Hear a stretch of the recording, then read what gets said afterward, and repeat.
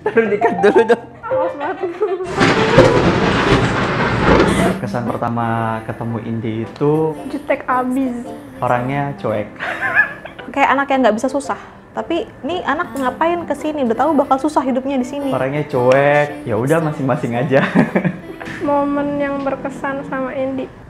Waktu itu kan sakit, udah kayak 4 harian gitu kan, dan nggak tahu bakal berlanjut agak lama gitu. Terus Indi itu waktu itu ngejenguk ke mes, terus bawain makanan gitu kayak, kirain ya udah gitu, nggak peduli gitu kan. Anaknya baik banget. Dari hampir semua anak magang yang bisa dibilang punya momen cukup banyak, aku pikir kayak emang sama Indi sih. Karena tukang numpang kan, ke rumah aku nginep, Bayu aku mau nginep gitu kan. Aku pernah tidur bareng sama Indi, terus aku diselimutin pakai selimut orang lain. Berarti kan bekas selimutnya ya? Seenggaknya dia masih mau nyelimutin aku pakai selimut tetangga. Perubahan signifikan. Gak ada yang berubah, masih sama jadi Indi yang dulu. Perubahan Indi yang signifikan Ke tambah banyak nanya aja. nggak ada sih. Masih sama-sama jutek, terus masih sama-sama yang mengklaim dirinya dewasa itu masih terus sampai sekarang. Perpisahan sama Indi yang pertama Ya pertama sedih pasti gitu, karena nggak nyangka sih, kayak beneran hari ini, kayak yang lagi sayang-sayangnya itu terus ditinggal pergi gitu. nggak nyangka, seneng. Kayak Pas perpisahan sama Indi, aku nggak ngerasain apa-apa sih sejujurnya, karena aku lagi di rumah, aku nggak nganterin. Di. Gimana dong, Di? Buat Indi, sampai detik ini, sampai pas syuting ini nih, sejujurnya Di, gue belum kangen sama lu, Di. Dah, itu aja. Yang mau disampaikan buat Indi, yang pertama makasih bukunya udah nyampe, tahu bener suka warnanya hijau. lu jangan kebanyakan overthinking deh Di gitu ya. Pokoknya ada satu hal yang gue kaget banget gitu kan, ternyata lu udah melakukan hal itu gitu tanpa ngomong ke gue gitu, kayak wow, itu gue acungin jempol banget sih ya. Tapi ya yang itu jangan dibikin ini, jangan dijadiin penyesalan ya Di gitu. Ya udah, lu udah berani gitu. Semoga sukses, dapetin apa yang ingin dicita-citakan.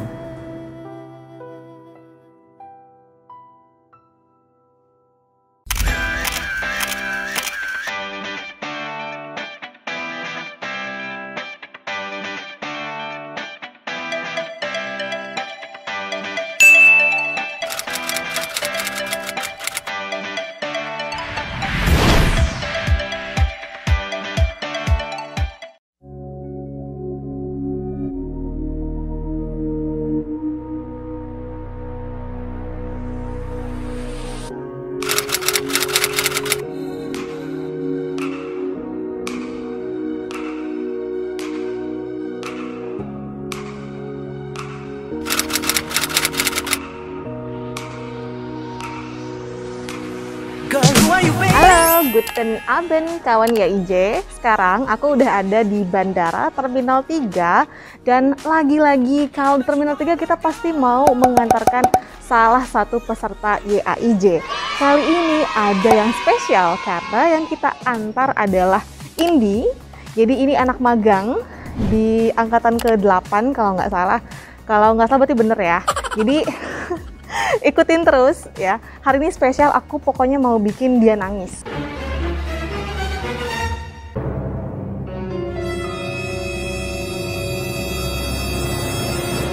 Semoga bisa ya sampai bikin dia nangis. Jadi ikutin terus sampai selesai. So, let's go.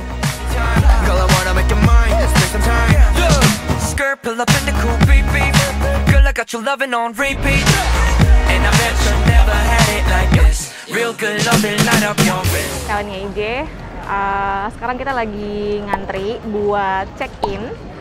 Dan seperti yang kalian lihat, lihat deh, barang bawaannya banyak banget sih Indi. Ya, semoga nggak lebih. Ikutin terus, bye. Itu nggak ada dibahas sih. Belum masalah.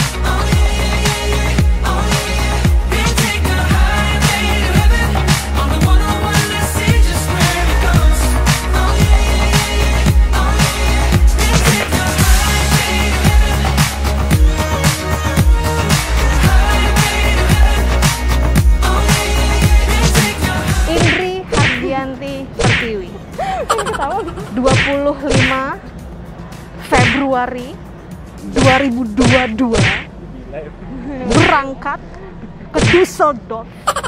Indri Hardianti Pertiwi mau ke Jerman. Emang ini beneran mimpi lu, Di? Iya nggak ya? Iya nggak sih? Iya kayaknya. Iya dong, kan sebenarnya bukan ke Jermannya sih, ke luar negerinya, tapi rezekinya kayaknya ke Jerman deh. Lo yakin? Insya Allah. Oke, ya kawannya IJ, aku sekarang udah bareng sama Indi. Kita bakal interview keberangkatannya Indi. Ya, aku mau tanya sama Indi. Pertanyaan simpel aja sih, Indi.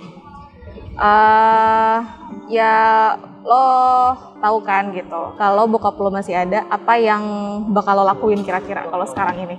Kayaknya lebih ke lulus SMA dulu kali ya. Habis lulus SMA mungkin lebih ke ngejar kuliah dulu. Kuliah, bahkan kalau misalnya udah kuliah otomatis kemungkinan kecil untuk tahu program au pair tuh sangat kecil banget, benar-benar kecil, karena aku pun tahu program au pair ini karena nggak lanjut kuliah dulu tapi ke Pare belajar bahasa Inggris. Dari situ aku baru paham, oh ada program yang namanya au pair gitu. Jadi kayaknya kemungkinannya bisa dibilang kecil banget buat tahu program ini. Oke, terus kira-kira lu bakal jadi apa kalau bokap lo masih ada Jadi sekarang? sekarang kerja kali. Kerja di PNS gua. Emang bokap lo pengennya lu jadi PNS? Enggak juga. Ya kerja apa kayak gitu. Yang Di kantoran? istilahnya udah terstruktur habis kuliah kerja gitu. Oh, oke. Nah, tapi sekarang kan akhirnya ya mungkin hikmah ya dari semua ini gitu. Lu bisa ke Jerman, lu nggak pernah nyangka kan gitu, lu bisa melewati semua proses ini sampai sekarang, sampai lu di depan gerbang gitu loh buat lo masuk situ, tapi lu nggak bisa balik lagi gitu loh, ya kan? Nah, apa yang mau lu bilang sama bokap lo? Apa ya? Oh, mungkin ini sih, dulu bapak kan selalu bilang kayak sekolah itu di sekolah negeri aja biar semuanya itu gampang gitu. Nah, aku pernah tuh bilang kayak gini, tapi dalam hati yang ada yang tahu. Nanti iya, sekarang aku mungkin nggak sekolah di negeri, tapi nanti malah aku sekolahnya di luar negeri ya gitu. Mungkin sekarang belum, tapi bisa jadi kan setelah au pair ada jejak-jejak berikutnya, bisa ada kesempatan aku sekolah di luar negeri gitu. Itu sih. Ya intinya pengen buktiin kalau sebenarnya even aku sekarang kan sekolahnya swasta mulu nih. Even tanpa masuk sekolah swasta tuh tanpa masuk sekolah negeri itu banyak banget kesempatan untuk sukses gitu. Oke, jadi tapi apa yang lo syukuri dari didikan bokap lo? Belajar, rajin belajarnya itu kali ya, sama kayak mentalnya itu bener-bener di apa itu bahasanya? Digojlok? Iya, pokoknya mental bener-bener deh. Intinya diajarin biar jadi cewek yang nggak lemah gitu, yang penting kuat gitu. Jangan mau direndahin sama orang, itu pasti yang diinget. Oke, pantas saya ego lo tinggi ya. Iya. Terus gue terakhir deh, gue pengen apa yang mau lo sampein ke nyokap lo gitu, ya kan? Karena nyokap lo yang 4 anak ya nggak sih, 4 Ya, anak, bener. nyokap lo sendirian ngurus lo sampai sekarang gitu.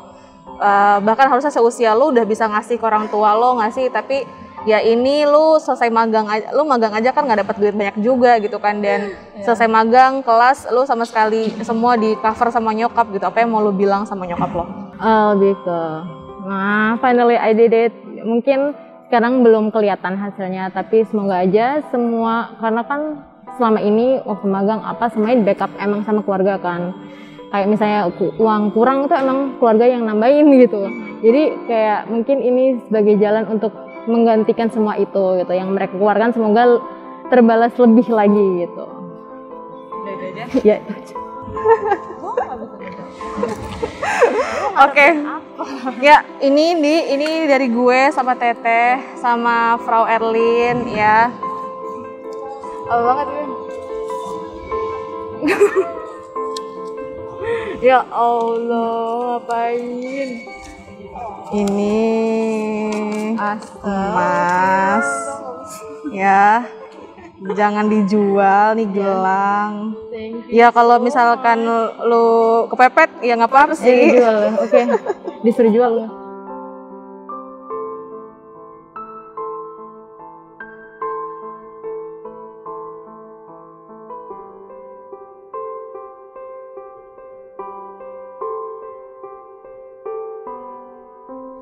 Dadah, thank you Teteh, Bro Elin, Mbak Ayu, thank you so much. Ya, terima kasih banyak. Semuanya kita udah harus masuk ke dalam. Dan sampai jumpa di keberangkatan selanjutnya. Cheers. Cheers. Cheers. Marangnya dong.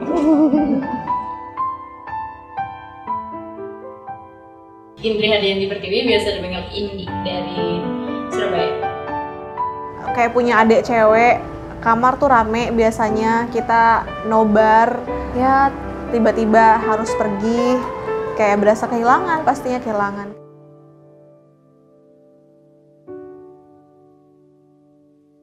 Hari ini begitu berarti, 3 tahun sudah kita telah lewati malam ini.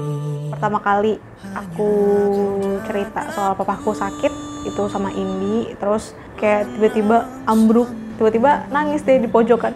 Indi langsung nyamperin, kayak cuman yang nggak ngomong tapi cuman nepuk-nepuk doang gitu. Itu sih. Indah, penuh warna dan juga canda ceria. Makan kaki. Aku tuh berasa kayak punya adik kan, kayak punya adik cewek aja gitu. Banyak hal lah yang bisa dicurhatin gitu kan kalau sama perempuan biasanya gitu. Jadi berasa punya adik.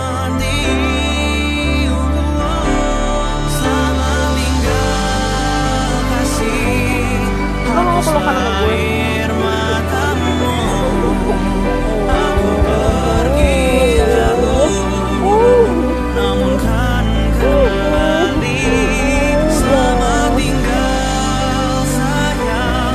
Ibunya seorang diri gitu, membesarkan 4 orang anak ya. Aku bersyukurnya dia bisa tough dengan kehidupannya dia gitu. Dan dia sekarang udah bisa ke Jerman sebagai ibunya pasti ya jelas, dan bisa komit sama tujuan dia sendiri. Ini sebagai satu kisah yang manis dan selalu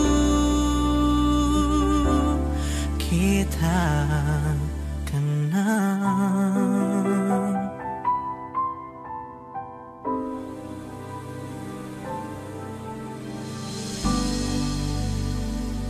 Dia kalau yang udah nonton videonya, aku bilang padahal aku pokoknya bakal bikin Indi nangis, tapi ujung-ujungnya aku yang nangis.